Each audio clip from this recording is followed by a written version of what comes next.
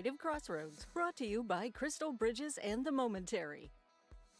We are back for another Creative Crossroads brought to you by Crystal Bridges and The Momentary. That's right, we get to explore everything from art making to culinary to the exhibitions, even to some music. Come along, let's see what they have in store for us today.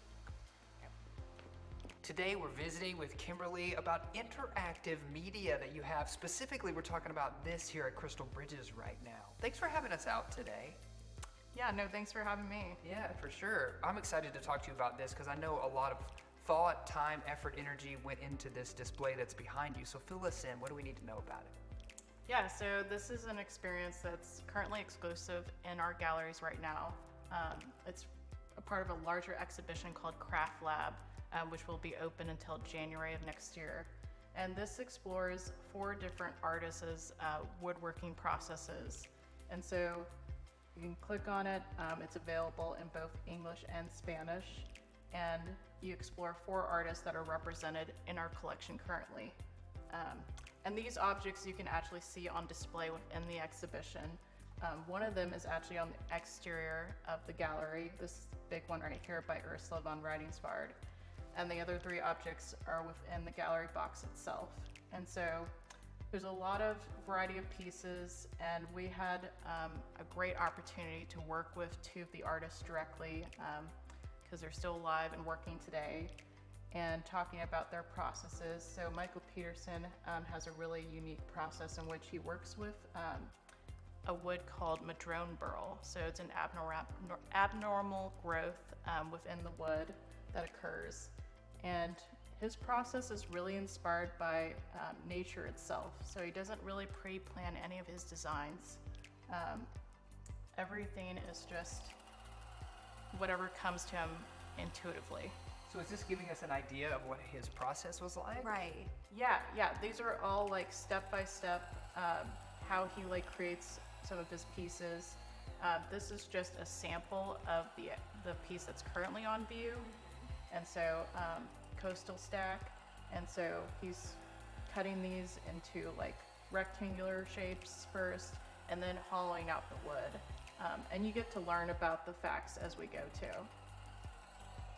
Yeah, that's really interesting. What inspired you guys to do something like this? It really just all started within talking about internally sort of the curatorial view of the story highlights within. So Jen Pageant, who's actually the curator of Craft Lab, talked a lot about, okay, we need to focus on artists making, the use of natural materials, how they're using these natural materials, and the practices that have evolved from traditional woodworking, such as wood turning.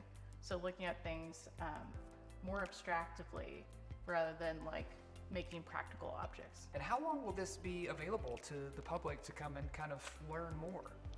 Yeah, so you can come anytime to our galleries, and this is part of our permanent collection, so it's not a special exhibition. You don't need a ticket, and you can come anytime until early January of next year. Yeah. Nice. Great. Are there plans to do more things like this in the future? Are you always coming up with ideas like this in your role here? Yeah, that's the plan. So as we know, Crystal Bridges is doubling the size of its current facilities in 2 years. And so we actually have to do a lot of experimentation. And so this was really the main driver of it. We wanted to experiment and show our visitors new ways of exploring art. Right.